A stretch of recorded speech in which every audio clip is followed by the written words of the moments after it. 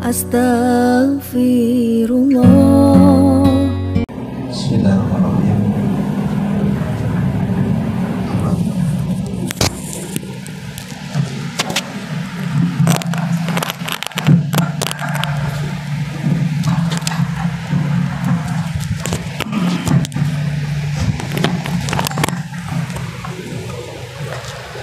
Assalamualaikum warahmatullahi wabarakatuh.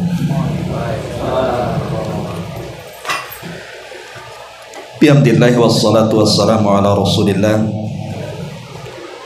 wa ala alihi wa sahbihi wa mawalah wa la hawla wa la quwata illa billahi wa ba'du. Alhamdulillah, di malam hari ini kembali kita bisa duduk untuk bertalabul ilmi. Salawat dan juga salam tentunya kita hadiahkan kepada Rasul kita Nabi besar Muhammad sallallahu alaihi wa alihi wasallam. Malam ini kita akan membahas fikih Asmaul Husna, dan kita sudah masuk pada nama Allah Asy-Syahidu Ar-Raqibu, yang maha menyaksikan dan yang maha mengawasi. Kedua nama ini adalah kedua nama yang sama secara makna, makanya kemudian digabungkan dalam satu bab, di mana Asy-Syahid juga memiliki makna Ar-Raqib, begitu juga sebaliknya. Ma'asyiral muslimin wal muslimat rahimakumullah. Di sini pengarang menyebutkan beberapa ayat di dalam Al-Qur'an tentang makna ini. Kita baca ayatnya baru kita jelaskan. Disebutkan dalam surah Al-Buruj ayat 9, Allah mengatakan wallahu ala kulli syai'in syahid, dan Allah maha menyaksikan segala sesuatu. Di dalam surah Al-An'am 79 Allah mengatakan wa kafa billahi syahida, dan cukuplah Allah menjadi saksi. Dan dalam surah Al-Hajj 17 innallaha ala kulli syai'in syahid, sesungguhnya Allah menyaksikan segala sesuatu. Adapun Ar-Raqib disebutkan di beberapa ayat juga, di antaranya surah An-Nisa ayat 1. Innallaha kana 'alaikum raqiba, sungguh Allah selalu menjaga dan mengawasi kalian. Dan disebutkan dalam surah Al-Ahzab 52 wa kana Allahu 'ala kulli syai'in raqiba, dan Allah maha mengawasi segala sesuatu. Begitu juga disebutkan dalam surah Al-Maidah ayat 17 wa kuntu 'alaihim syahida ma dumtu fihim falamma tawaffaitani kunta antar raqib 'alaihim wa anta 'ala kulli syai'in syahid. Dan adalah aku menjadi saksi terhadap mereka, maka setelah engkau wafatkan, maksudnya mengangkat aku, kan ini kisah Isa bin Maryam, engkaulah yang mengawasi mereka, dan engkau adalah maha menyaksikan atas segala sesuatu. Dalam satu ayat di sini ada dua nama Allah, Ar-Raqib dan juga Asy-Syahid. Baik, di antara makna Asy-Syahid disebutkan para ulama,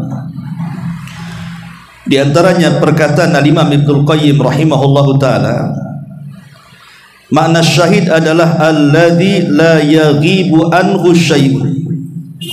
Makna syahid adalah zat yang tidak ada satupun luput dari Allah subhanahu wa ta'ala, wala ya'zubu anhu, bahkan tidak ada yang tersembunyi sedikit pun bagi Allah subhanahu wa ta'ala bal huwa muttali'un ala kulli syai'in musyahidun lahu alaihim bitafasilihi. Dan dia senantiasa menyaksikan segala sesuatu dan menyaksikan bagi mereka dengan sangat rinci sekali. Inilah makna syahid menurut Al-Imam Ibnul Qayyim, di mana tidak ada yang luput bagi Allah, tidak ada yang tersembunyi bagi Allah, bahkan Allah terus mengawasi dan menyaksikan dengan sangat rinci sekali. Begitu juga disebutkan Al-Imam As-Samarkandi, syahid artinya syahidan bi'a'malihi. Jadi Allah menyaksikan dengan perbuatan-perbuatan manusia. Semua yang kita katakan, semua yang kita gerakkan, baik yang lahir ataupun yang batin, semua diketahui Allah Subhanahu wa ta'ala.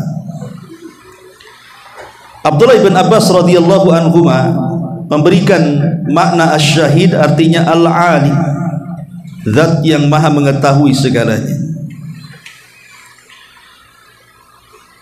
Kemudian juga Al-Imam Al-Baydawi beliau mengatakan asyahid la yaghibu anhu syai'un, zat yang tidak ada yang luput bagi Allah Subhanahu wa ta'ala. Intinya bahwa kalimat asyahid adalah Allah Subhanahu wa ta'ala menyaksikan seluruh perbuatan manusia. Kita semua disaksikan oleh Allah Subhanahu wa ta'ala. Adapun Ar-Raqib, Al-Imam Ibnul Qayyim rahimahullahu ta'ala mengatakan Raqib adalah al-hafidul ladzi la yaghibu amman yahfadhu. Dia adalah penjaga yang tidak ada luput dari penjagaannya. Semua diketahui Allah dan Allah yang menjaganya. Begitu juga menurut ulama yang lain, Ar-Raqib adalah alladzi yarqubu kulla syai', zat yang senantiasa mengawasi segala sesuatu, wa yahfadhu, dan memeliharanya, wa ya'lamu kulla syai'in wa yukhbiruhu, dan mengetahui segala sesuatu dan menghabarkannya. La yakhfa alaihi minal abdi sirruhu wala alaniyatuhu wala zahiruhu wala batinuhu. Tidak ada yang tersembunyi bagi hambanya, baik yang tidak tampak ataupun yang tampak, baik yang zahir ataupun yang batin. Al-mudabbir amra mamlakatih, yang mengatur seluruh kekuasaannya. Fala ya'zubu anhu minha daqiqun wala jali. Tidak ada yang tersembunyi, baik yang kecil sekali, yang tidak tampak ataupun yang tampak. Kalau kita perhatikan definisi para ulama, baik itu syahid ataupun raqib, itu dua-duanya mirip. Makanya di sini disebut satu bab asy-syahid ar-raqib, maha menyaksikan, ia juga maha mengawasi. Ma'asyiral muslimin wal muslimat rahimani wa rahimakumullah. Sebelum kita kembangkan bab ini, kita mulai dengan kisah-kisah dulu,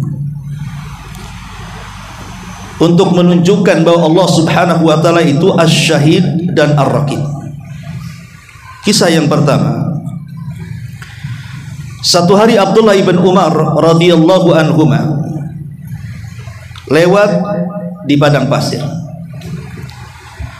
kemudian menemukan seorang Arabi yang sedang menggembala kambing.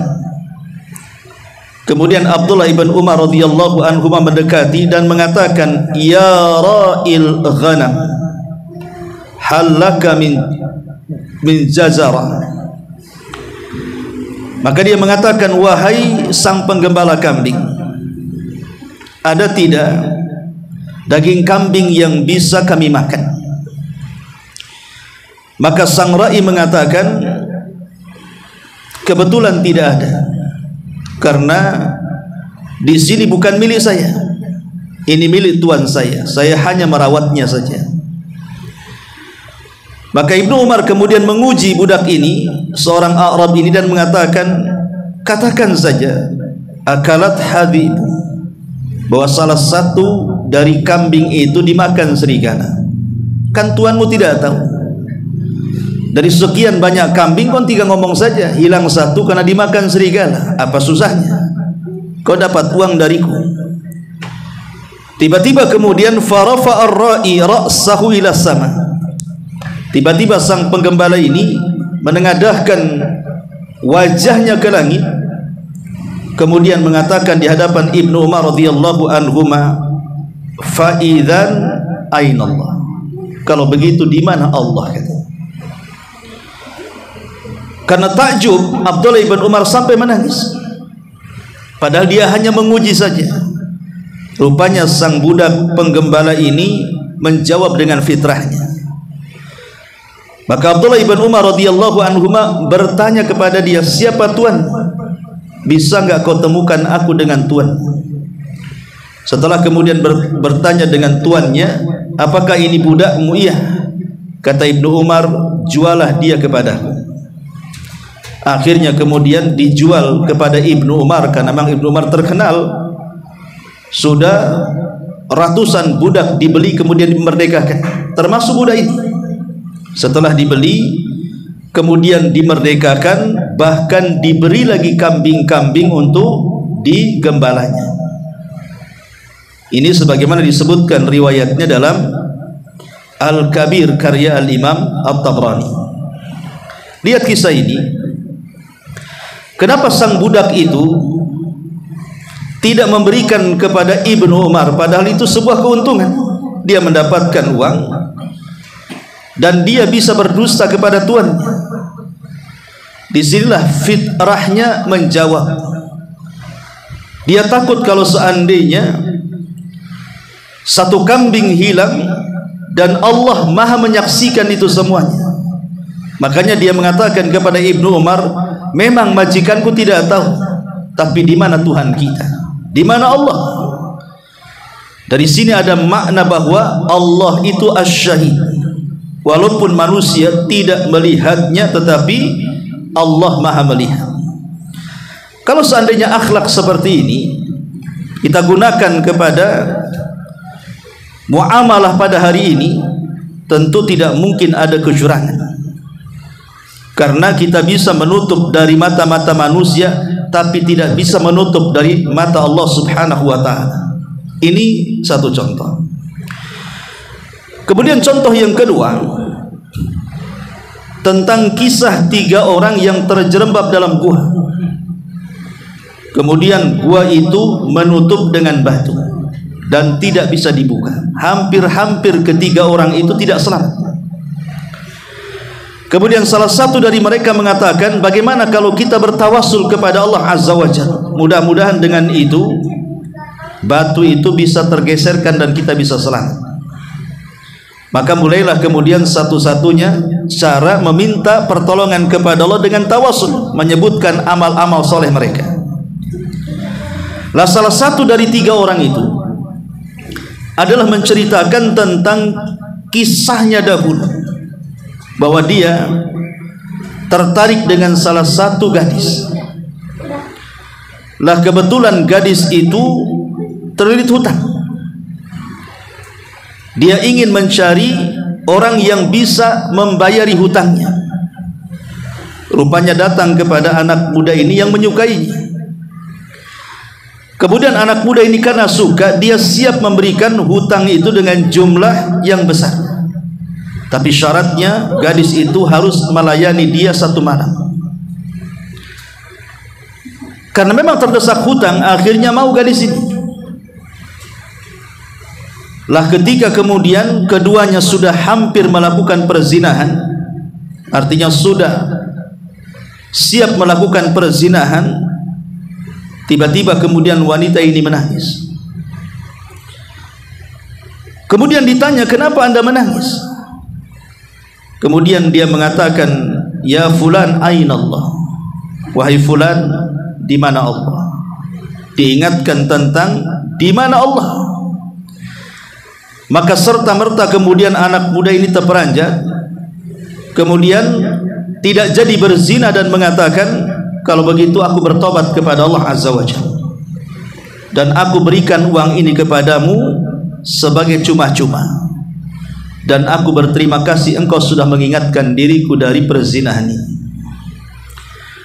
Kemudian anak muda ini mengatakan dalam gua, ya Allah, kalau bantuan saya kepada gadis itu dan saya tidak jadi melakukan perzinahan, sebuah amal saleh, tolonglah geser batu itu.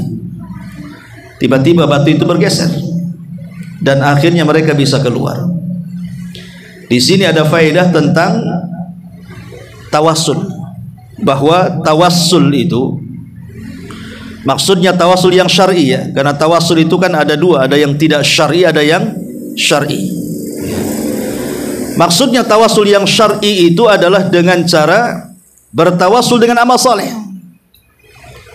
Bertawassul dengan amal saleh, kita kenang kira-kira amal kita yang paling ikhlas yang pernah kita lakukan itu apa?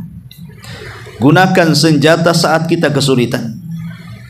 Jadi kalau kita ada masalah, kena problem, maka saat kesulitan itulah kita mengenang amal soleh kita. Kita katakan, ya Allah, dulu saya pernah bersedekah, dulu saya pernah sholat malam, dulu saya pernah sholat duha. Kalau itu persembahan yang paling ikhlas yang kulakukan, tolonglah saya sekarang. Itulah yang disebut ta'arraf ilallah firraha ya'rifka fi syiddah. Kenali Allah di waktu senang, nanti Allah mengenali kita di waktu susah. Lah di sini kisah ini juga menunjukkan bahwa anak muda ini tersentak dengan nasihat dari sang wanita tadi. Diingatkan dengan Allah Subhanahu wa taala, walaupun dia berdua di dalam kamar itu, bukan berarti tidak ada yang menyaksikan. Itulah Allah Subhanahu wa taala menyaksikan apapun yang kita lakukan, sekalipun di kegelapan malam. Ini yang kedua. Kemudian yang ketiga, kisah Abu Jahal. Satu hari Abu Jahal ini sesumbar dan mengatakan, kalau aku melihat Muhammad sedang sholat di hadapan Ka'bah, aku akan tunjang dengan kakiku. Dan itu dibicarakan di antara anak-anak muda orang-orang Quraisy yang ada di sekitar Ka'bah. Rupanya selang sesumbar datang Nabi SAW sholat di depan Ka'bah. Saat sujud itulah kemudian anak-anak muda ini memprovokasi Abu Jahal dan mengatakan, ya Aba Jahal, bukankah kau tadi mengatakan kalau si Muhammad itu sedang sujud kau akan tunjang lehernya? Maka Abu Jahal mengatakan, ya, aku akan tunjang lehernya. Akhirnya Abu Jahal pun mendekati Nabi SAW. Hampir saja kaki Abu Jahal menunjang leher Nabi SAW, tiba-tiba secara ajaib dia terpental sangat jauh dan ketakutan. Kemudian orang-orang menyaksikan dan mengatakan, ya Aba Jahal, kenapa kau tak jadi menunjang, kenapa kau terpental? Maka dia mengatakan, wallahi inni la ra'aitu, demi Allah sungguh aku melihat, haulan wa khandaqan min nar wa ajnihatan, demi Allah aku melihat sesuatu yang menakutkan, ada parit dari api dan ada sayap yang menghantam diriku, katanya. Nabi SAW mendengar perkataan Abu Jahal. Apa kata Rasul? Kalau seandainya dia mendekat kepadaku, laudana minni laqtata'annal malaikatu udwan. Kalau seandainya Abu Jahal masih memaksa mendekatku, maka malaikat akan mematah-matahkan sepotong demi sepotong dari badannya. Ma'asyiral muslimin wal muslimat rahimani wa rahimakumullah. Dari sini turun ayat di mana Allah Subhanahu wa taala menurunkan ayat dalam surah Al-Alaq. Apa ayatnya? Ara'aital ladzi yanha 'abdan idza shalla. Ara'aita in kana 'alal huda aw amara bittaqwa ara'aita in kadzdzaba wa tawalla alam ya'lam bi anna Allah yara. Turun ayat ini. Jadi perlakuan Abu Jahal terhadap Rasul ini menurunkan ayat surah Al-Alaq ayat 9 sampai 14, di mana Allah mengatakan, ara'aital ladzi yanha 'abdan idza shalla. Tidakkah kau lihat ada seorang hamba yang hendak melarang orang sedang salat? Maksudnya Abu Jahal. Ya. Ara'aita in kana 'alal huda. Bagaimana kalau yang dilarang salat itu dia di atas petunjuk? Sampai kepada alam ya'lam bi annallaha yara. Bukankah Allah Subhanahu wa taala mengetahui bahwa dia zat yang maha melihat? Tidak mungkin Allah membiarkan nabinya, rasulnya dilecehkan. Makanya Allah Subhanahu wa taala kirim malaikat untuk memberikan pelajaran kepada Abu Jahal, Fir'aunnya umat ini. Artinya Allah senantiasa menyaksikan dan mengawasi Nabi sallallahu alaihi wasallam. Ini menunjukkan bahwa Allah itu asy-syahid, Allah itu ar-raqib. Ini kisah yang ketiga. Kisah yang keempat diriwayatkan oleh Abu Nuaim dan Ibnu Asakir dan Ibnu Jauzi. Kisah yang ma'ruf, ya. Kisah yang ma'ruf yang sering saya ceritakan tentang kisah Umar bin Khattab radhiyallahu an yang keluar malam-malam, kemudian mendapatkan satu tenda yang masih menyala di antara tenda-tenda yang sudah menggelapkan lampunya. Karena lampu itu dari pemerintah, sehingga di jam sekian nyala, jam sekian padam. Maka ada satu tenda itu yang masih menyala. Maka Umar bin Khattab radhiyallahu anhu mendekati tenda itu, maksudnya hendak menegur supaya dimatikan. Tetapi dalam tenda itu terdengar obrolan seorang ibu dengan seorang putrinya, dan Umar pun mendengarkan di samping tenda itu. Sang ibu mengatakan kepada putrinya, bagaimana kalau seandainya besok kita menjual air susu itu, kita campur dengan air mineral? Bukankah akan semakin banyak dan semakin banyak untungnya? Maka anak gadisnya mengatakan, bukankah curang dalam dagang mencampur susu dengan air mineral itu Amirul Mukminin Umar bin Khattab melarangnya? Tidak boleh curang dalam dagang. Maka ibunya mengatakan, bukankah Amirul Mukminin tidak tahu apa yang kita lakukan dalam tenda ini? Maka sang gadis mengatakan, ya Ummah, memang betul Amirul Mukminin tidak tahu apa yang kita lakukan, tetapi dia punya Rabb yang melihat kita. Dia punya Tuhan, Tuhannya dia juga Tuhannya kita, di mana Tuhannya dia dan Tuhannya kita menyaksikan kita. Ya, Amirul Mukminin tidak tahu, tapi Tuhan mengetahui. Dari situlah Umar bin Khattab radhiyallahu an kaget. Kemudian saking senangnya kok masih ada di zaman itu orang yang amanah. Ingat loh, itu di zaman keemasan, di zaman yang Rasul katakan sebaik-baik kurun adalah kurunku, maksudnya dia dan para sahabat. Ini di zaman Umar, di zaman keemasan, orang yang memiliki amanah tinggi itu dihargai. Maka Umar bin Khattab lari pulang ke rumahnya, kemudian meminta salah satu putranya untuk menikah dengan wanita itu, hanya karena penilaiannya amanah dia. Akhirnya menikahlah salah satu putri Umar yang bernama Qasim dengan wanita itu. Kemudian lahirlah seorang wanita namanya Laila. Dari Laila inilah kemudian menikah, dan dari putra Laila ini lahirlah Umar bin Abdul Aziz. Kenal Khalifah Umar bin Abdul Aziz itu lahir dari ibunda Laila, dan ibunda Laila putri daripada gadis wanita penjual susu itu yang menikah dengan putra Umar. Syahidnya di sini adalah perkataan wanita ini. Ya, memang Amirul Mukminin tidak tahu, tetapi Rabbnya Amirul Mukminin tahu. Ini menunjukkan apa? Pelajaran bagi kita bahwa Allah Subhanahu wa taala zat yang maha menyaksikan dan zat yang maha mengawasi. Ma'asyiral muslimin wal muslimat rahimani wa rahimakumullah. Nabi sallallahu alaihi wasallam bersabda ketika menyebutkan 7 kelompok yang akan mendapatkan naungan arsy di hari yang tidak ada naungan kecuali naungan Allah Subhanahu wa taala. Salah satunya beliau mengatakan dari 7 orang itu, kata Nabi SAW, alladzi za'athu imra'atun zata jamalin wa mansibin faqala inni akhafullah. Seorang laki-laki yang dirayu seorang wanita. Wanita ini wanita cantik dan memiliki kehormatan, kemudian mengajak berzina, tapi laki-laki ini mengatakan, inni akhafullah, saya takut dengan Allah subhanahu wa ta'ala. Itulah yang dilakukan oleh Nabi Allah Yusuf alaihi salatu wassalam saat dikurung oleh Zulaiha karena saking cintanya dengan Yusuf. Kemudian beliau pun menggoda sedemikian rupanya dengan Nabi Yusuf, tapi Nabi Yusuf alaihi salatu wassalam tahan dengan imannya. Dia pun menolak karena apa? Karena ada zat yang menyaksikannya. Dialah Asy-Syahid yang maha menyaksikan, Ar-Raqib dan maha mengawasi.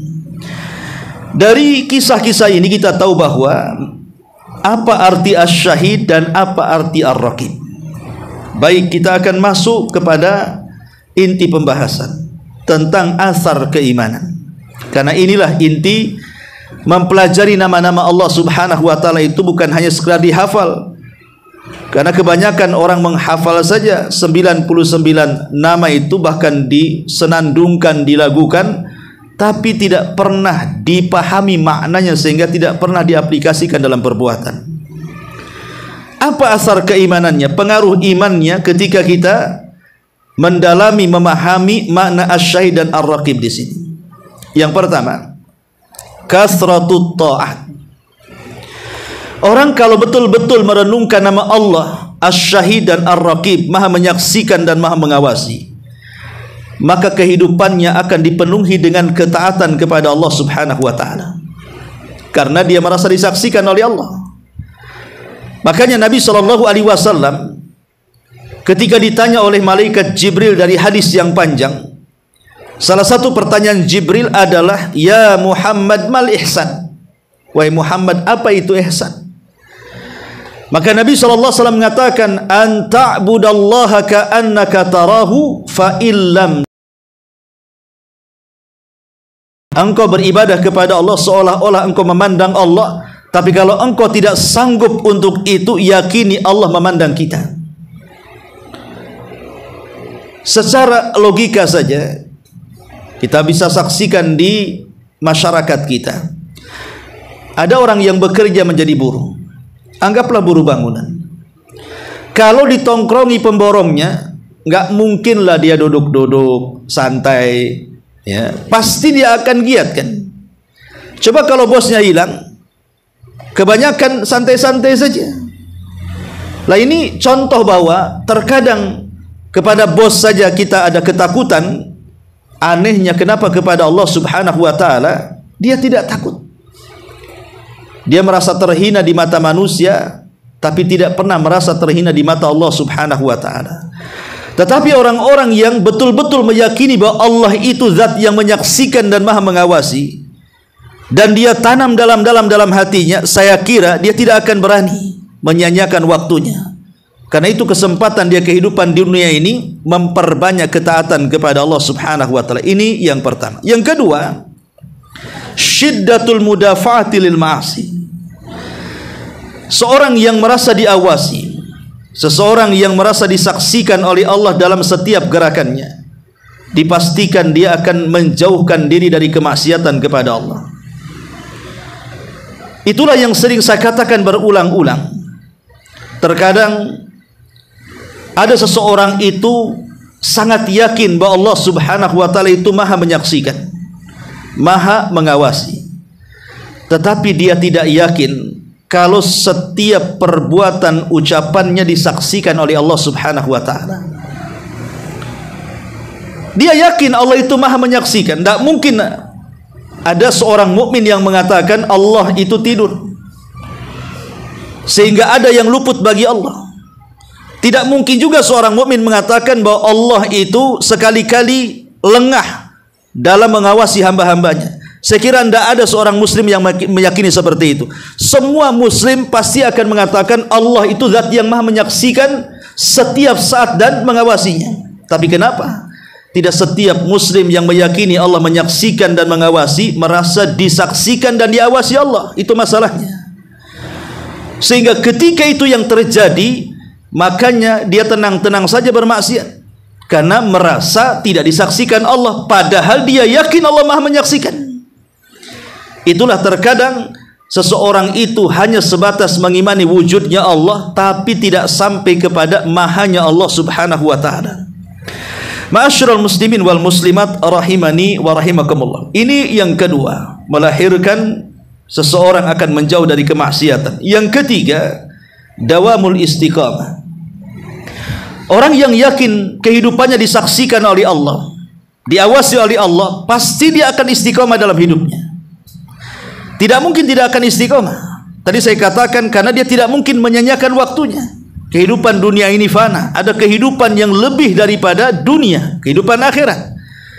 Dia tidak mau waktu-waktunya pasti akan digunakan sia-sia. Pasti dia akan istiqamah karena setiap hari merasa diawasi. Nah, inilah kemudian fungsinya.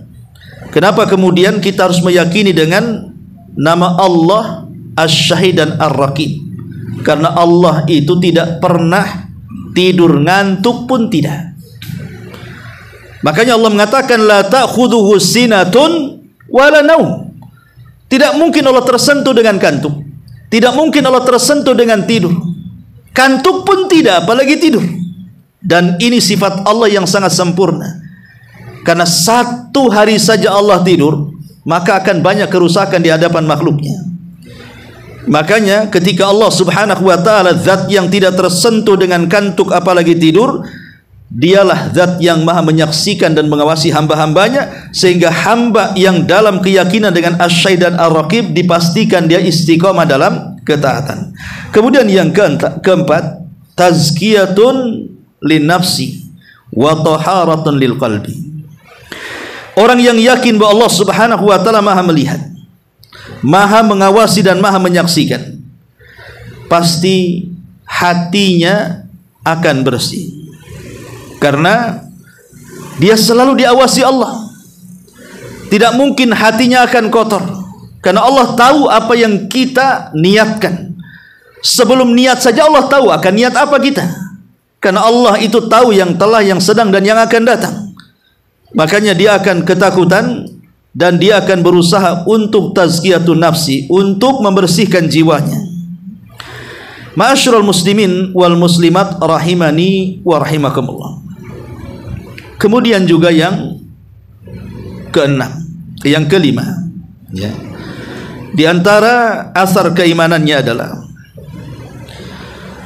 di mana seorang hamba ketika merasakan bahwa Allah itu syahid dan raqib, maha menyaksikan dan maha melihat, maka dipastikan dia akan syahidun ala aqwalihi wa a'malihi wa ahwalihi. Allah pasti akan menyaksikan kata-kata kita, amal perbuatan kita, dan kondisi-kondisi kita, sehingga dipastikan kita hati-hati dalam bicara, hati-hati dalam beramal, hati-hati dalam bekerja. Karena dia disaksikan masalahnya. Dia tidak mungkin mengucapkan kecuali yang baik, tidak mungkin melakukan sesuatu kecuali yang lurus, ya. Karena kehidupannya selalu disaksikan oleh Allah subhanahu wa ta'ala, sehingga dia pasti akan mencari hal-hal yang diridhoi oleh Allah subhanahu wa ta'ala. Ma'asyiral muslimin wal muslimat rahimani wa rahimakumullah. Kemudian juga yang keenam, ketika seorang hamba itu terpengaruh dengan makna Asy-Syahid dan Ar-Raqib, zat yang maha mengawasi dan maha menyaksikan ini, maka seorang hamba pasti akan lebih berakhlak. Fayakunu aminan fi syahadatihi. Maka dia akan berakhlak dengan akhlak Allah. Dengan cara apa? Dia akan menjadi orang yang amanah. Dia akan menjadi orang yang amanah. Tidak mungkin dia berkhianat. Karena kalau dia berkhianat, Allah tahu. Pasti dia akan menjadi orang yang amanah, seperti gadis tadi yang ditemui Umar bin Khattab. Dia akan menjadi orang yang paling amanah, orang yang paling disiplin, orang yang paling bertanggung jawab, dan begitu seterusnya. Ma'asyiral muslimin wal muslimat rahimani wa rahimakumullah. Dan juga di antara pengaruh daripada nama Allah subhanahu wa ta'ala Ar-Raqib di sini, maka seorang hamba ketika merasakan dirinya yakin dan terpengaruh dengan Asy-Syahid dan Ar-Raqib, maka an yastahdhiral abdu syuhudallah lahu inda kulli amalin ya'maluhu wa kalamin yaquluhu wa niyyah ya'qiduha. Maka dia akan merasa hadir, seolah-olah menyaksikan Allah Subhanahu wa ta'ala, atau seolah-olah Allah itu bersama dia. Yakin bahwa adanya kebersamaan Allah dalam kehidupannya, itu adanya kebersamaan Allah, sehingga kebersamaan Allah itulah maka apapun yang kita lakukan dari ucapan, perbuatan dan niat-niat kita itu diketahui. Ya, mimbabil aula, mimbabil misal umpamanya, kita ini ditemani oleh orang berdua kemana-mana, ya, tidak pernah lepas. Tentu dia akan mengetahui apa yang kita lakukan yang namanya berdua kemana-mana. Ya, mau tidur, mau bangun, mau jalan, mau ke pasar, mau ke toko, mau kemana saja, tentu dia akan tahu apa yang kita lakukan. Lah ketika kita merasa bahwa Allah itu Asy-Syahid, kemudian juga Ar-Raqib, maka melahirkan sifat bahwa dia seolah-olah bersama Allah Subhanahu wa ta'ala, dan itu akan membawa ketenangan bagi dia, akan membawa ketenangan. Contoh umpamanya ada orang yang mendolimi dia, dia yakin Allah menyaksikan ada orang-orang yang mendolimi dia. Ketika Allah Subhanahu wa ta'ala menyaksikan ada orang-orang yang mendolimi dia, Allah itu senang keadilan dan tidak suka dengan kezaliman. Pasti Allah akan membalas, dan Allah tahu siapa yang mendolimi kita, siapa yang hasad dengan kita, siapa yang berbuat jahat dengan kita. Allah tahu. Lah ini menunjukkan bahwa asar keimanan Asy-Syahid Ar-Raqib ini luar biasa, akan membawa ketenangan. Ya. Ma'asyiral muslimin wal muslimat rahimani wa rahimakumullah. Bahkan lebih daripada itu, akan menanamkan perasaan takut, perasaan harap, dan perasaan cinta. Tumbuh 3 amalan ibadah dalam hati kita itu. Tumbuh perasaan takut, takut kalau melakukan kemaksiatan. Allah melihat, Allah menyaksikan, dan Allah mengawasi. Tumbuh perasaan harap. Ketika kita melakukan amal saleh, bukankah Allah menyaksikan kita? Berharap bahwa amalan kita diterima, berharap kalau amalan kita ini berpahala, berharap kalau amalan kita ini mendapatkan surga. Dan kita semakin cinta dengan Allah Subhanahu wa ta'ala karena setiap doa-doa kita yang dipanjatkan, dipastikan Allah melihat dan Allah mengabulkannya. Lah inilah diantara dibalik pengaruh dari kalimat Asy-Syahid dan Ar-Raqib. Baik, ma'asyiral muslimin wal muslimat rahimani wa rahimakumullah. Kemudian pembahasan yang kedua, setelah kita mengetahui asar dari keimanan kita, atau poin ketiga. Pertama tadi kisah-kisah, kemudian yang kedua asar keimanan. Lah yang ketiga tentang bagaimana caranya kita beribadah kepada Allah dengan kalimat Asy-Syahid dan kalimat Ar-Raqib. Bagaimana caranya kita beribadah kepada Allah dengan nama ini? Ya. Yang pertama, tadi saya sudah katakan, anna khafallaha ta'ala wa nasta'id liliqaihi wal isti'dad fala yasduru minhu illa ma yuhibbuhullah wa yardah minal aqwali wal a'mal. Cara beribadah dengan nama Allah Asy-Syahid dan Ar-Raqib adalah menanamkan perasaan takut. Kemudian kita isti'adzah. Kita senantiasa berlindung kepada Allah Subhanahu wa ta'ala. Kemudian mempersiapkan diri untuk berjumpa dengan Allah, sehingga kita tidak mungkin melakukan sesuatu kecuali yang Allah redhoi, yang Allah cintai, baik dari perbuatan ataupun ucapan. Jadi cara beribadah kepada Allah Azza wa Jal, ketika memahami mana Asy-Syahid dan Ar-Raqib, maka kita akan semakin persiapan. Untuk apa? Untuk berjumpa dengan Allah. Karena Allah setiap hari menyaksikan kita. Samalah umpamanya kita bekerja diawasi dengan CCTV, tentu kita akan rajin. Karena kalau kita akan rajin, itu sebagai bukti kesungguhan kita bekerja.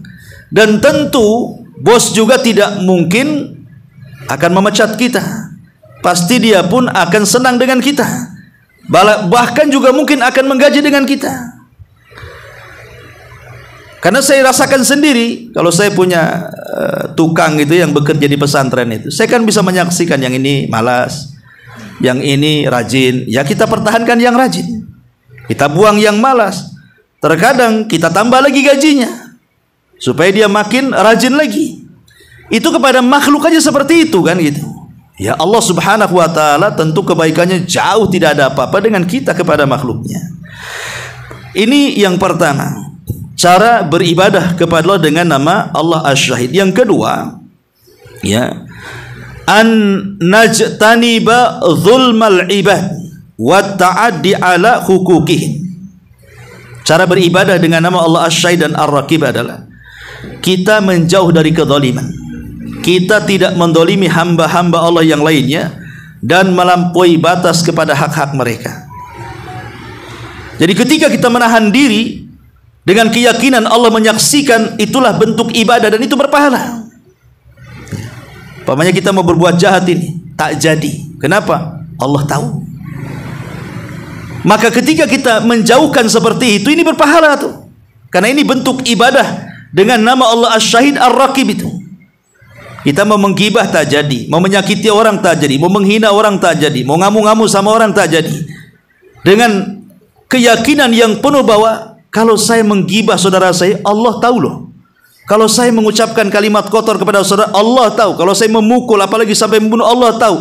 Lah, ini berpahala yang seperti ini. Inilah cara beribadah dengan nama Allah Ar-Raqib dan Asy-Syahid. Ini yang kedua. Kemudian yang ketiga, tadi dengan cara berakhlak dengan akhlak Allah.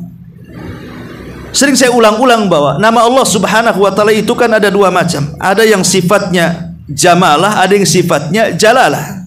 Ya. Jamalah itu nama-nama Allah yang indah. Ar-Rahim yang maha pengasih, Ar-Rahman yang maha penyayang, Al-Latif yang maha lembut. Ya. Kemudian ada juga yang sifatnya jalalah, menunjukkan kebesaran Allah, keagungan Allah. Al-Kabir, ya, Allah yang maha besar. Al-Mutakabbir, Allah yang mau sombong, kan itu ya. Lah kalau kita berhadapan dengan sifat nama Allah yang sifatnya jamalah, yang lembut-lembut, maka kita harus menirunya. Tapi kalau kita berhadapan dengan nama Allah yang sifatnya jalalah, yang menunjukkan kebesaran dan keagungan Allah, maka kita berakhlak dari kebalikannya. Ketika Allah sombong, kebalikan sombong apa? Rendah diri. Maka kita harus rendah diri. Ketika Allah Subhanahu wa taala zat yang maha besar, jangan merasa besar, kita harus merasa kecil. Ketika Allah Al-Khaliq, zat yang menciptakan, berarti kebalikannya kita makhluk, jangan macam-macam. Ya. Jadi kalau sifat jalalah itu kita berakhlak dengan kebalikannya. Tapi kalau sifat jamalah atau nama Allah yang sifatnya jamalah, maka kita harus menirunya. Allah Rahim, kita harus Rahim. Allah Rahman, kita harus Rahman. Allah Latif, kita harus Latif. Termasuk di sini Allah Syahid, maka kita pun harus berusaha syahid juga. Ketika kita hendak melakukan kecurangan, saya menyaksikan, Allah juga menyaksikan. Tak jadi melakukan kecurangan, tak jadi melakukan maksiat, dan begitu seterusnya. Ini yang ketiga, cara beribadah dengan Allah dengan lafaz Asy-Syahid dan juga Ar-Raqib. Dan yang terakhir, yang keempat, bertawassul dengan nama ini. Bertawassul dengan nama Allah Asy-Syahid dan bertawassul dengan nama Allah Ar-Raqib. Ya. Ketika kita berdoa kepada Allah Subhanahu wa taala, kita kan ingin doa-doa kita diterima, doa-doa kita didengar, doa-doa kita diijabah. Maka perbanyaklah saat berdoa, ya Syahid, ya Raqib, wahai zat yang maha mengawasi, wahai zat yang menyaksikan, hari ini saya sedang berdoa kepadamu, kabulkan doa saya. Nah, sebutkan doanya apa? Ya, jadi perbanyak nama-nama Allah. Bukankah kepada makhluk saja kalau kita hendak meminta sesuatu, kita puja-puji dia, kau baik, kau dermawan, bisa nggak pinjam uang? Nah, ujung-ujungan gitu ya, mesti dipuji dulu kan. Kalau Kalau kita katakan kau pelit, ya, kau kedekut, umpamanya kan. Bisa nggak pinjam uang? Apa nggak dikasih tuh? Dikasih nggak tuh? Nggak dikasih kan itu. Kepada manusia saja kan di mukadimah dengan pujian tuh. Mimba bil aula, tentu kepada Allah lebih utama. Bagaimana cara memuji Allah? Dengan menyebut-nyebut nama-namanya sesuai dengan permintaan. Kalau kita minta ampun ya perbanyak Al-Ghafur. Ya. Kalau kita minta rahmat ya kita perbanyak Ar-Rahman Ar-Rahim. Kalau kita minta diijabah doa ya Syahid ya Raqib, dan begitu seterusnya. Ya. Jadi beribadah bertawasul dengan nama-nama Allah Subhanahu wa taala. Walillahil asmaul husna fad'uhu biha. Allah itu memiliki nama-nama Allah yang indah, berdoalah dengan nama-nama itu, kata Allah. Ma'asyiral muslimin wal muslimat rahimani wa rahimakumullah. Adapun faedahnya ketika kita meyakini Allah itu menyaksikan dan mengawasi, tentu lahirlah sifat yang disebut dengan muraqabah. Jadi muraqabah itu lahir dari meyakini sifat dengan meyakini nama Allah Asy-Syahid, Ar-Raqib. Lahirlah sifat muraqabah, merasa diawasi Allah Subhanahu wa taala. Lalu apa faedah ketika kita ini merasa diawasi Allah? Pertama, kita dijanjikan dengan surga. Kita diselamatkan dari api neraka.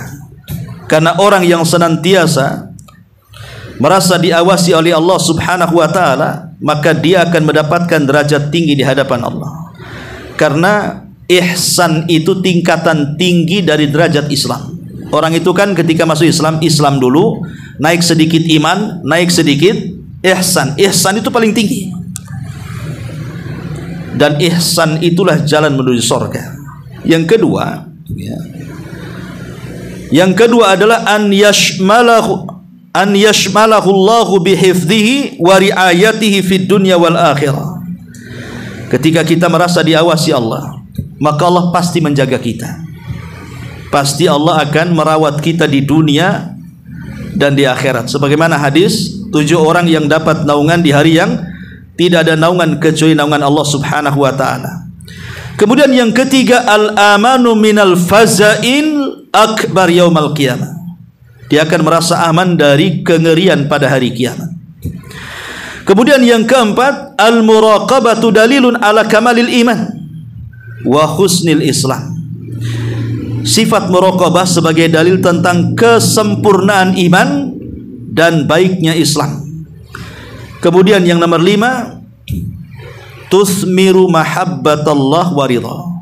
Melahirkan kecintaan Allah dan redhonya kepada hambanya. Dan yang terakhir, yarzuquhullahu husnal khatimah. Maka Allah akan berikan rezeki kepadanya baik akhir kehidupannya.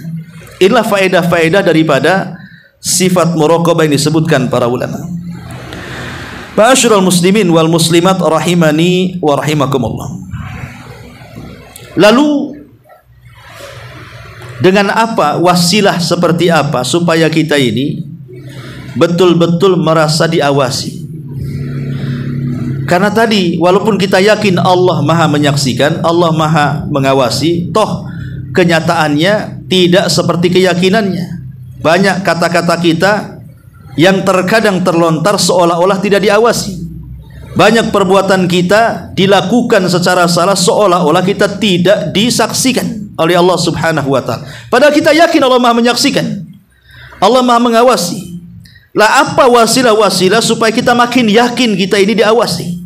Pertama, ya, kita tahu bahwa ainullahi allati la tanam.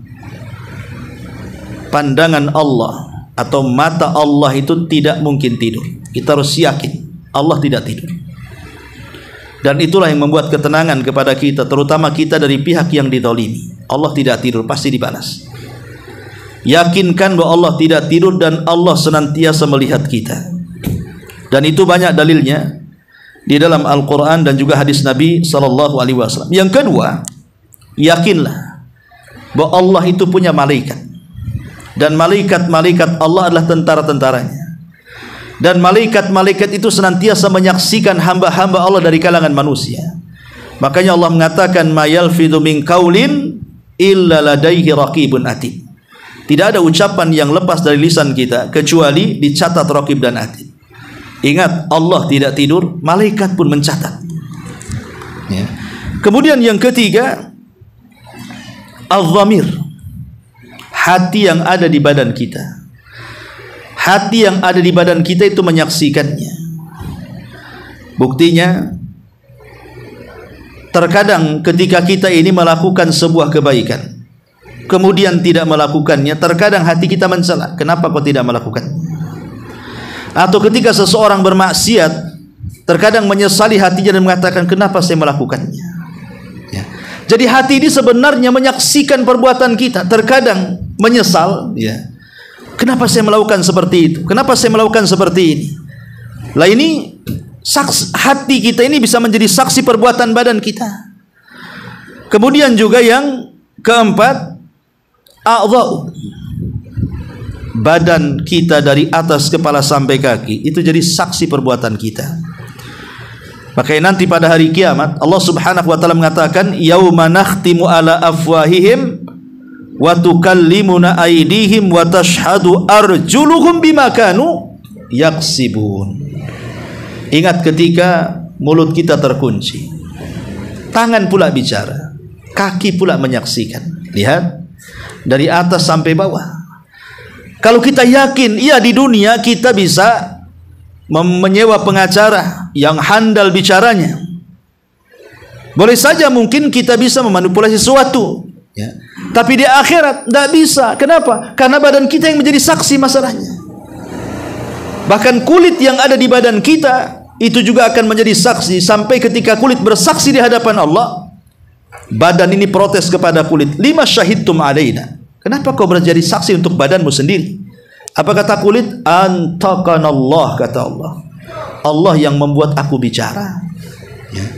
Jadi kalau seandainya kita yakin Allah tidak tidur, kemudian malaikat juga mencatat, hati kita pun terkadang mengingkari dan mengiyakan, kemudian kita yakin nanti pada hari kiamat badan kita ini menyaksikan, belum lagi bumi yang kita pijak juga akan menyaksikan.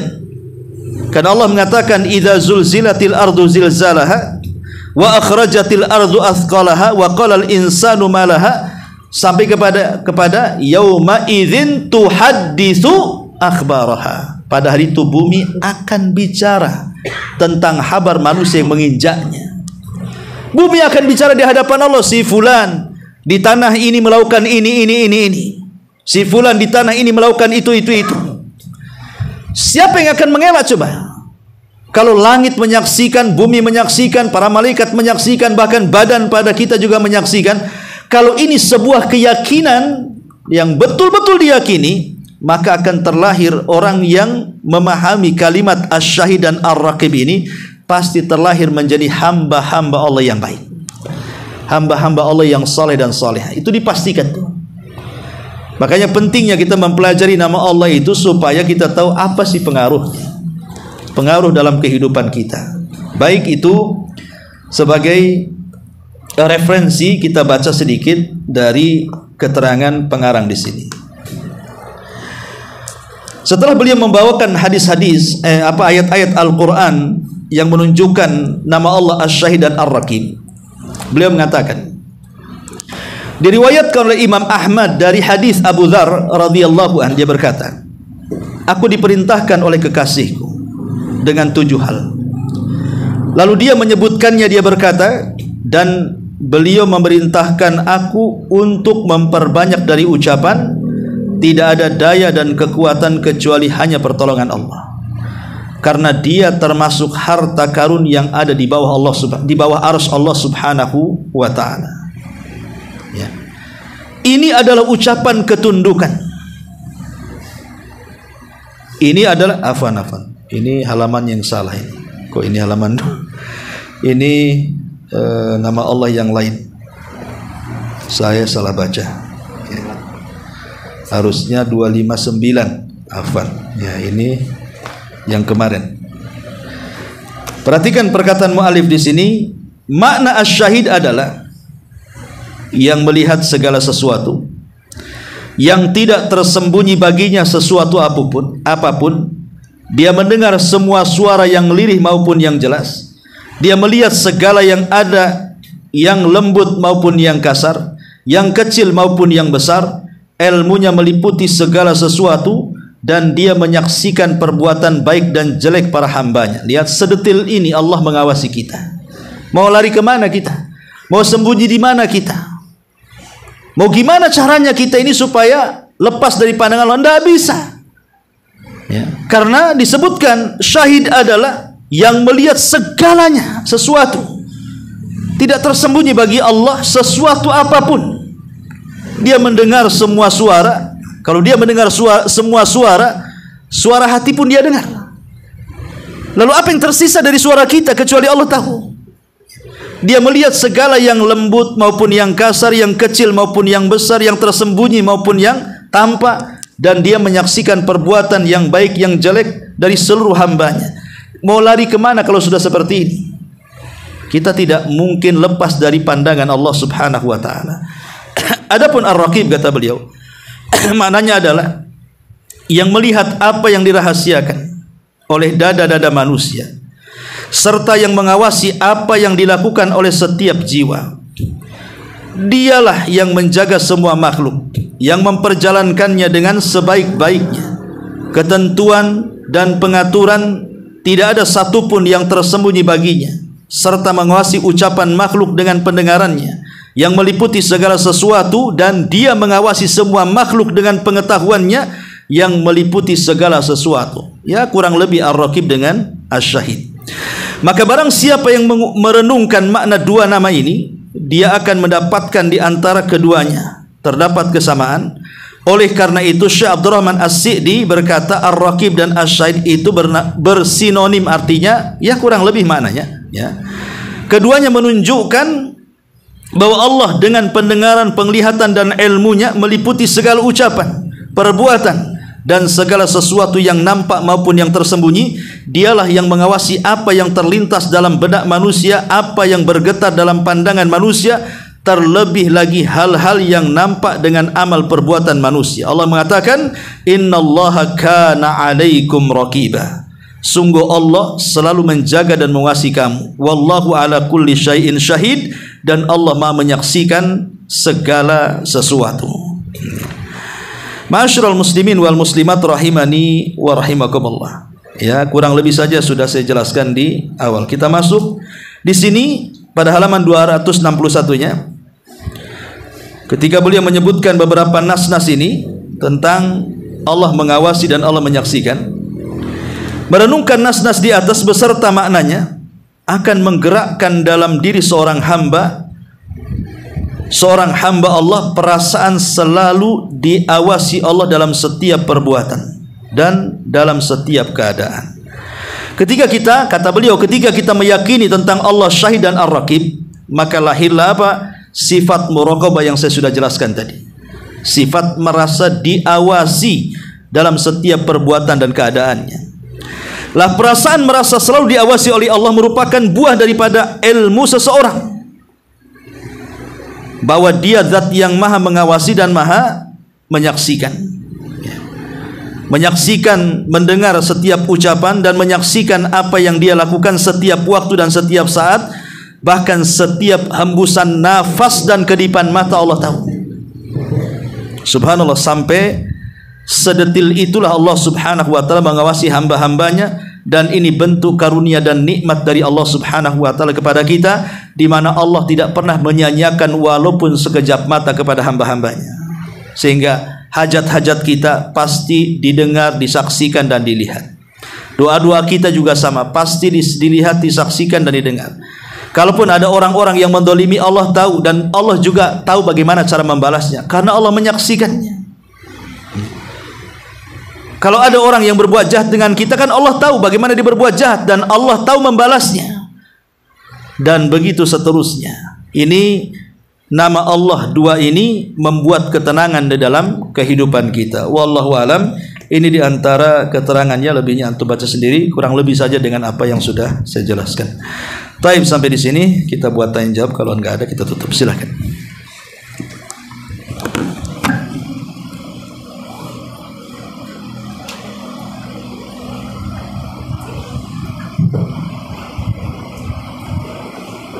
Assalamualaikum warahmatullahi wabarakatuh, Ustaz. Waalaikumsalam warahmatullahi wabarakatuh.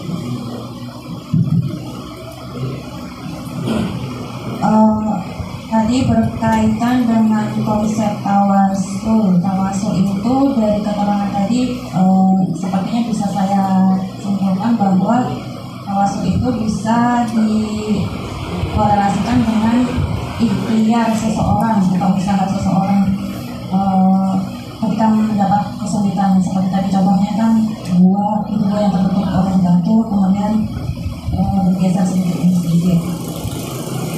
Kemudian berkaitan dengan konsep usaha atau ikhtiar dari manusia itu sendiri, manusia kan pasti akan melakukan ikhtiar untuk memperoleh rezeki atau memperoleh solusi dari permasalahan yang dihadapi. Dari rezeki itu kan bisa bermacam-macam bentuknya, baik rezeki anak mungkin, kesehatan mungkin, atau keuangan mungkin, atau yang lain-lain. Nah, kemudian dari wacana-wacana yang pernah kita temui gitu ya, kita pelajari, saya sebutkan saja contohnya. Kan yang pertama misalkan bahwa ini kaitannya dengan rezeki tadi ya, mungkinnya bahwa yang pertama rezeki itu sudah ditentukan bahkan 50.000 tahun sebelum bumi diciptakan. Kemudian ada juga peristiwa di mana Hajar itu melakukan lari-lari dari Safa Marwah, ternyata air justru muncul di bawah kaki Ismail. Kemudian berkaitan dengan surat Al-Ra'd ayat 19 itu kan saya korelasikan dengan Umar yang berusaha berikhtiar ketika akan melewati suatu desa yang di situ kena wabah, kemudian memilih untuk memilih jalur alternatif yang lain seperti itu. Dan banyak lagi lah contohnya ya. Yang saya tanyakan di sini adalah, mungkin contoh yang lain itu seperti konsep rezeki antara Imam Syafi'i dengan gurunya seperti itu. Terus yang saya tanyakan adalah, apakah cara pandang seseorang tentang rezeki itu berkaitan dengan level-level tingkat keimanan tadi? Kan sudah disebutkan bahwa level keimanan seseorang itu mulai dari Islam, kemudian iman, dan ihsan yang paling tertinggi. Jadi yang saya tanyakan di sini adalah, apakah sudut pandang seseorang itu berpengaruh dari level-level itu tadi, tingkat keimanannya seseorang tadi? Sedangkan di sini kan memang itu tadi ya, ketika sudah melakukan usaha saja, ternyata Siti Hajar itu menemukan air dari kaki Ismail. Di satu peristiwa yang lain adalah rezeki itu ada yang sudah diatur, ada yang bisa diusahakan. Seperti konsep yang saya baca itu oleh Ali bin Abi Thalib. Jadi rezeki itu ada yang bisa diusahakan, yang ada rezeki yang sudah ditentukan. Sedangkan dari Umar sendiri kan itu kan memilih untuk melakukan ikhtiar yang lain gitu kan. Sedangkan mereka berdua itu sama-sama sahabat gitu kan, yang sudah dijamin masuk surga. Jadi begitu saja Ustaz. Iya, alhamdulillah. Iya, soal konsep rizki itu kan ada yang sifatnya mauhub, ada yang sifatnya maksud. Mauhub itu artinya memang Allah kasih cuma-cuma. Kita disuruh menikmati saja. Mata bisa memandang, telinga bisa mendengar, kaki bisa melangkah, otak bisa berpikir. Itu kan mauhub. Allah kasih sama kita. Apa kita beli mata kita? Enggak. Kita cari tangan baru dipasang? Tidak juga. Kita bukan robot. Itu namanya mauhub. Ketenangan hati, kejernihan pikiran, itu semua mauhub. Tapi ada juga yang maksub yang harus dicari. Ya, seperti makan, minum, pakaian, rumah, tanah, kendaraan, toko, dan begitu seterusnya, perhiasan, yang harus dicari. Jadi ada yang sifatnya memang itu pemberian dari Allah, dan apa yang sifatnya harus dicari. Tetapi terkadang kita ini terlalu sempit ketika bicara soal rizki. Kesempitan kita ini ketika bicara rizki hanya sebatas kekayaan, sebatas uang, rumah, kendaraan, tanah, sertifikat, ATM, dan begitu seterusnya. Hanya sebatas dunia. Padahal rizki yang paling besar di antara rizki-rizki Allah itu adalah ada dalam hati kita. Itulah yang disebut dengan iman. Yang ada dalam hati kita iman, hidayah, ya. Itulah kenikmatan yang luar biasa. Makanya kata Imam Ibnul Qayyim rahimahullahu taala, setiap nikmat yang Allah anugerahkan kepada kita, sebutkan nikmat apapun, tidak sebesar nikmat hidayah. Tidak sebesar nikmat hidayah, karena hidayah inilah yang membedakan kita dengan binatang. Kalau kita makan minum, binatang juga makan minum. Kalau kita hanya melampiaskan syahwat kita saja, binatang juga lebih hebat lagi. Ya, kalau ukurannya umpamanya manusia, apa bedanya kita dengan orang kafir? Kita kaya, orang kafir juga kaya, bahkan lebih kaya dibandingkan kita pula orang kafir. Bahkan lebih sehat, lebih panjang umurnya pula dari kita. Lah yang membedakan kita dari orang kafir, yang membedakan kita dari binatang, itulah nikmat hidayah. Kita diberikan hidayah Islam, hidayah iman, hidayah ilmu, dan hidayah-hidayah yang lainnya. Adapun konsep rizki tadi, dari kita terfokus mengerucut kepada masalah dunia. Hadis yang tadi saya sebut tentang orang yang terjerembab dalam gua. Yang saya maksud adalah orang yang terjerembab dalam gua ini, dia melakukan dua upaya. Pertama, doa dengan tawasul, yang kedua mendorong batu. Dia akan melakukan doa dan ikhtiar. Doa saja tanpa ikhtiar mustahil. Ikhtiar saja tanpa doa juga mustahil. Makanya Nabi SAW ketika hijrah, kenapa tidak disamakan dalam peristiwa Isra Mi'raj? Naik buruk aja lah, biar cepat, gak dikejar-kejar orang kafir, langsung dari Mekah Madinah. Sebagaimana sebentar saja dari Masjidil Haram ke Masjidil Aqsa kan? Kenapa tidak pakai buruk? Untuk mengajarkan tentang tujuan yang mulia itu adalah pengorbanan. Dan di situ bentuk ikhtiar Nabi untuk mencapai tujuan yang besar dengan pengorbanan tadi. Begitu juga ketika kita mencari rizki. Kalau kita hanya ikhtiar mengorbankan waktu, tenaga hanya untuk mencari uang, tapi Allah Subhanahu wa ta'ala tidak menolong kita, percuma. Boleh jadi kemudian malah dipersulit di perjalanannya. Mungkin banyak masalah yang tidak bisa diuraikan. Tapi kalau Allah dicampur tangankan dalam masalah kita, maka pasti Allah akan memudahkan langkah-langkah kita. Itulah maksudnya doa meminta Allah itu jangan meninggalkan kita. Makanya ada doa yang mengatakan Allahumma la takilni ila nafsi fata'aini. Ya Allah, jangan kau tinggalkan dirimu dari hadapanku walaupun sekejap mata. Karena kalau Allah kemudian meninggalkan dalam urusan kita, yang kecil saja tidak bisa diselesaikan, yang besar tidak mungkin diuraikan. Tapi kalau Allah kemudian ikut campur dalam masalah kita, jangankan yang kecil, yang besar saja pasti terurai masalahnya. Karena yang membuat masalah Allah, yang akan mengurai juga Allah. Nah, itulah fungsinya doa melibatkan Allah dalam setiap urusan kita. Lah fungsinya ikhtiar itu, itulah mengambil sebab. Karena tawakal saja tidak cukup, harus mengambil sebab. Lah sebab itulah bekerja. Kalaupun seandainya dia sudah berdoa, kemudian sudah mencari sebab sebaik mungkin, tapi tidak sebagaimana yang diharapkan, ada hikmah Rabbani yang terkadang kita tidak tahu. Boleh jadi kalau kita kaya mendadak, kita melampaui batas. Boleh jadi kalau kita sakit kemudian sembuh, kufur lagi. Ya. Jadi ada hal-hal yang kita tidak tahu hikmah di balik kenapa kemudian usaha saya belum berhasil.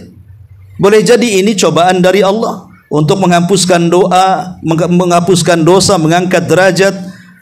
Namanya ujian, di balik itu kan banyak hikmah yang kita pelajari. Cuman kadang-kadang manusia tertipu dan silau dengan dunia, akhirnya tidak sampai ke situ pikirannya. Dan kalaupun seandainya seseorang kemudian sudah berusaha keras mendapatkan apa yang Allah rizkikan, maka redha dengan pemberian Allah itu jauh lebih baik dibandingkan puas dengan kekayaan yang Allah berikan kepada kita. Kenapa? Karena qanaah itu menenangkan. Sementara rakus dengan dunia itu justru melampaui batas manusia, dan itu sirru tughyan, rahasia jahatnya manusia. Kalau kita qanaah ya, pokoknya saya sudah berdoa, saya sudah berusaha, ini hasilnya, sudahlah kita redha dengan pemberian Allah. Mudah-mudahan dengan yang sedikit ini berkah, daripada kemudian Allah beri banyak, rupanya keikhlasan hilang, riya nampak, takabur datang, rakus iya, pelit datang. Itu kan masalah jadinya ya. Makanya penting dalam kehidupan itu dua akhlak. Pertama zuhud, yang kedua wara. Itulah yang menenangkan hati. Zuhud itu tidak mesti miskin, kaya pun bisa zuhud. Bahkan imamnya para orang-orang yang zuhud itu orang-orang kaya.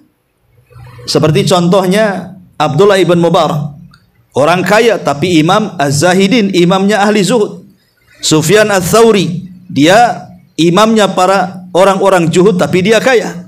Sampai ada seseorang mengatakan, ya imam, kepada Hasan al-Basri, kepada Sufyan ats-Tsauri, Anda ini selalu mendakwahkan tentang zuhud, zuhud terhadap dunia, tapi Anda kaya. Orang ini salah paham seolah-olah zuhud harus miskin ya. Kata Imam ats-Tsauri, kenapa harus kaya katanya? Kata beliau, likaila atamandalu ala sultan, supaya aku tidak mengemis kepada penguasa dan aku bisa mengatakan sesuatu yang benar dengan lantang. Sebab kalau orang terikat dengan kebaikan, menasihati tidak bisa karena terhutang jasa ya. Makanya Sufyan ats-Tsauri mengatakan, kemudian dia mengatakan, arti zuhud itu meletakkan dunia di tangan dan tidak di hati, sehingga kalau dunia datang tidak terlalu bahagia, dunia pergi tidak terlalu sedih, karena hanya di tangan saja, perpindahan tangan ke tangan. Coba kalau hartanya di dalam hati, kata beliau, maka yang sedikit akan membuat sedih, yang banyak akan melampaui kesenangannya sehingga lupa daratan. Lah dari sini konsep tentang rizki itu sudah diatur oleh Allah.